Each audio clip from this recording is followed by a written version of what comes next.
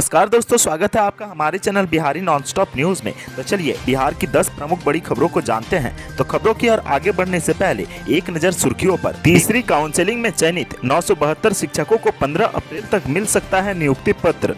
मद्य निषेध सिपाही भर्ती परीक्षा का रिजल्ट हुआ जारी, यहाँ चेक करें अपना रिजल्ट। बिहार में फिर एईएस ने दी दस्तक, अब तक 8 मामले आए सामने। सीएम नीतीश ने स्वास्थ्य विभाग को दिए कई निर्देश। इस वक्त की बड़ी खबर, भ्रष्टाचार पर बड़ी मछली पर नकेल कसने की तैयारी। एक पूर्व डीजीपी समेत कई बड़े अधिकारियों पर सरकार की नजर। बिहार में अब 30 दिनों के भीतर बन जाएगा राशन कार्ड, ऑनलाइन आवेदन की प्रक्रिया शुरू, जाने प्रोसेस। बिहार में शिक्षक बहाली में अंतिम रूप से चयनित शिक्षकों को अब जल्द ही नियुक्ति पत्र मिल जाएगा। दरअसल छठे चरण के प्राथमिक शिक्षक नियोजन में छूटे अभ्यर्थियों के लिए हुई तृतीय चक्र की काउंसिलिंग में अंतिम रूप से चयनित 972 अभ्यर्थियों को 15 अप्रैल तक नियुक्ति पत्र बांटे जाने के आसार हैं। जानकारी के मुताबिक तृतीय चक्र में कुल 2188 पदों के लिए काउंसिलिंग हुई थी। इसमें चयनित अभ्यर्थियों के दस्तावेजों की जांच 9 अप्रैल तक किए जाने के आदेश दिए गए हैं। 7 मार्च को स्थानीय प्राधिकार चुनावों को मद्देनजर आचार संहिता भी अब प्रभावी हो जाएगी। इसके लिए नियुक्ति पत्र 9 से 15 अप्रैल के बीच बांटने की योजना है। बताते चले कि प्राथमिक शिक्षा निदेशालय ने तृतीय चक्र की काउंसिलिंग 14, 15 और 16 मार्च को बुलाई थी। इससे पूर्व छठे चरण में प्राथमिक शिक्षक नियोजन के तहत करीब 41,000 से अधिक नियोजन पत्र बांटे जा चुके हैं। आपको यह भी बता दें कि 90,762 पदों के लिए हुई काउंसिलिंग में आधे से अधिक पद खाली रह गए हैं। केंद्रीय चयन पार्षद द्वारा आयोजित लिखित परीक्षा का रिजल्ट प्रकाशित किया गया है। मद्य निषेध, उत्पाद एवं निबंधन विभाग में कांस्टेबल के 365 पदों पर भर्ती के लिए यह परीक्षा आयोजित की गई थी। csbc.bih.nic.in पर जाकर अभ्यर्थी अपना रिजल्ट चेक कर सकते हैं। बता दें कि मद्य निषेध सिपाही के 365 पदों पर भर्ती के लिए लिखित परीक्षा 27 फरवरी 2022 को आयोजित की गई थी, जिसमें 2,77,288 अभ्यर्थियों को एडमिट कार्ड जारी किया गया था। परीक्षा के लिए राज्य में कुल 741 परीक्षा केंद्र बनाए गए थे। अब अगले चरण में अभ्यर्थियों को प्रमाण पत्रों के सत्यापन के अलावे शारीरिक दक्षता परीक्षा में शामिल होना और परीक्षा पास करना अनिवार्य है। शारीरिक दक्षता परीक्षा में दौड़, गोला फेंक तथा ऊंची कूद शामिल है। शारीरिक योग्यता के न्यूनतम निर्धारित मापदंड में कोई छूट अनुमान्य नहीं होगी। बिहार में पड़ रहे प्रचंड गर्मी के बीच एक्यूट इंसेफ्लाइटिस सिंड्रोम ने फिर से दस्तक दे दी है। जनवरी से अब तक एईएस के 8 मामले सामने आ चुके हैं। एसकेएमसीएच में भर्ती हुए इनमें से 7 बच्चे ठीक होकर घर जा चुके हैं। जनवरी महीने में एईएस से 1 बच्चे की मौत भी हो चुकी है। एईएस पीड़ित इन बच्चों में से 4 मुजफ्फरपुर, 2 मोतिहारी, 1 सीतामढ़ी और 1 अररिया के हैं। बच्चों में एईएस की पुष्टि के बाद स्वास्थ्य विभाग अलर्ट मोड पर आ गया है। इसके अलावा मुख्यमंत्री नीतीश कुमार ने भी एईएस की चुनौती से निपटने के लिए अस्पतालों में सभी तरह की तैयारी का निर्देश दिया है। उन्होंने इसके लिए मरीजों को अस्पताल पहुंचाने, तत्काल दवाओं की उपलब्धता और पीकू वार्ड तैयार रखने को कहा है। इससे पहले मुख्य सचिव और आमिर सुबहानी ने एईएस को लेकर जिलों में फीडबैक लिया था।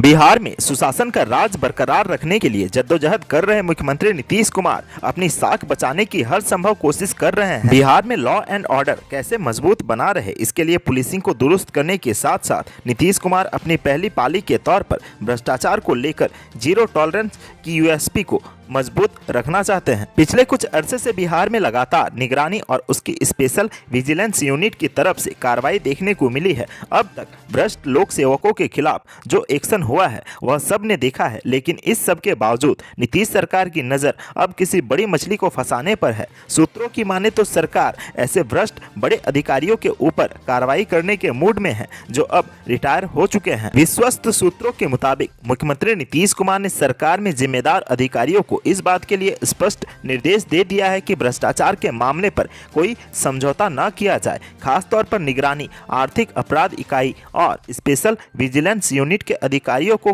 कुछ बड़े अधिकारियों के साथ साथ राज्य के एक पूर्व डीजीपी की कुंडली खंगालने को निर्देश दिया गया है।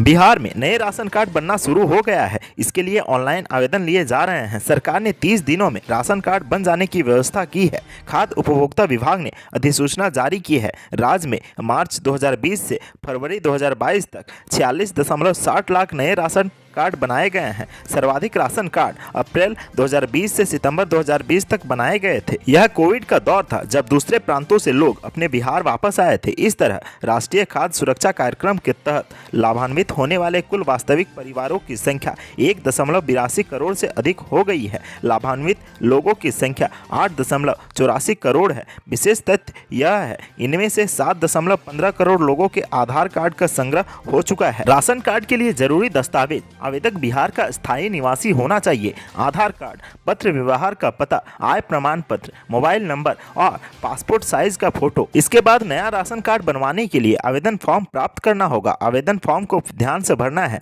जैसे आवेदक का नाम, पिता या पति का नाम, मोबाइल नंबर, आधार कार्ड आदि। आवेदन फॉर्म में परिवार के सभी सदस्यों का विवरण भी भरना है। फॉर्म को भरने के बाद निर्धारित दस्तावेज लगाना होगा, जैसे फोटोग्राफ, आधार कार्ड, निवास प्रमाण पत्र आदि। आवेदन फॉर्म को दस्तावेज तैयार हो जाने के बाद इसे लेकर नज़दीकी जन सेवा केंद्र या ग्राहक सेवा केंद्र CSC सेंटर में जाना होगा। जन सेवा केंद्र में राशन कार्ड के लिए ऑनलाइन आवेदन किया जाता है। आवेदन करने के बाद आपको पावती ले लेना है। आवेदन और दस्तावेज की जाँच उपरांत खाद्य विभाग 30 दिनों के भीतर आपको नया राशन कार्ड जारी कर देगा।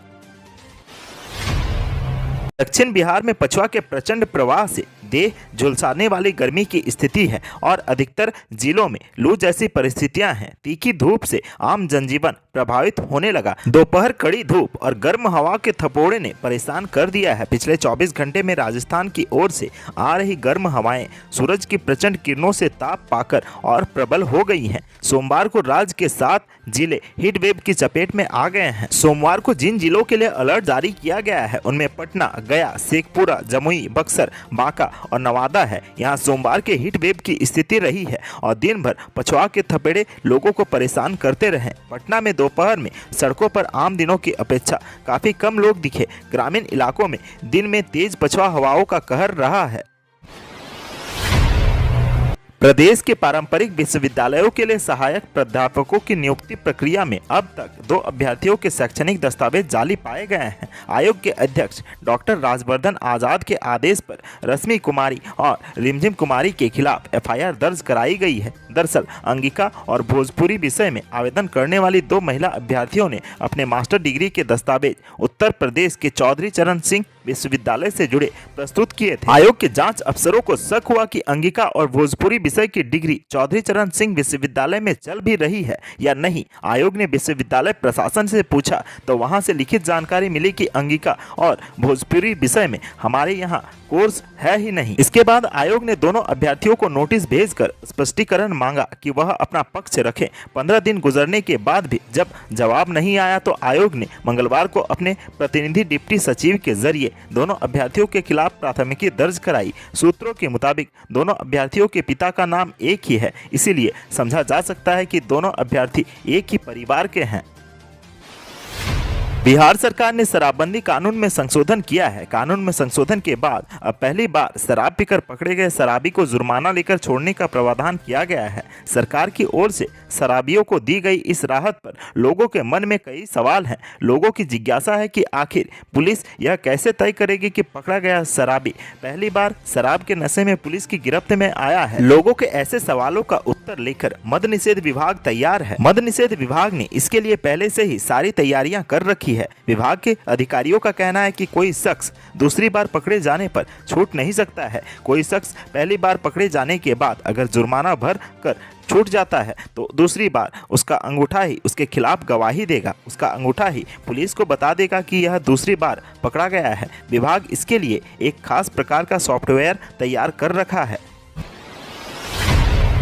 दरभंगा एयरपोर्ट पर एम्बुलिफ्ट की सुविधा उपलब्ध हो गई है। बिहार में पटना के बाद दरभंगा एयरपोर्ट दूसरा एयरपोर्ट है जहां यह सुविधा दी गई है। दरभंगा एयरपोर्ट पर एम्बुलिफ्ट की सुविधा होने से बीमार व बुजुर्ग यात्रियों को काफी राहत मिलेगी। इस सेवा के लिए यात्रियों को 100 रुपये अधिक देने होंगे। एयरपोर्ट पर कई बार सीरियस मरीज आते हैं जो लाइफ सपोर्ट सिस्टम पर होते हैं। एयरपोर्ट के डायरेक्टर मनीष कुमार ने बताया कि इससे काफी लोगों को परेशानी दूर होगी। इससे हवाई यात्रा करने वाले उन यात्रियों को लाभ पहुंचेगा जो बुजुर्ग और बीमार हैं। पटना एयरपोर्ट पर एम्बुलिफ्ट सेवा पहले से बहाल है। अब ये सेवा दरभंगा एयरपोर्ट पर भी उपलब्ध हो गई है।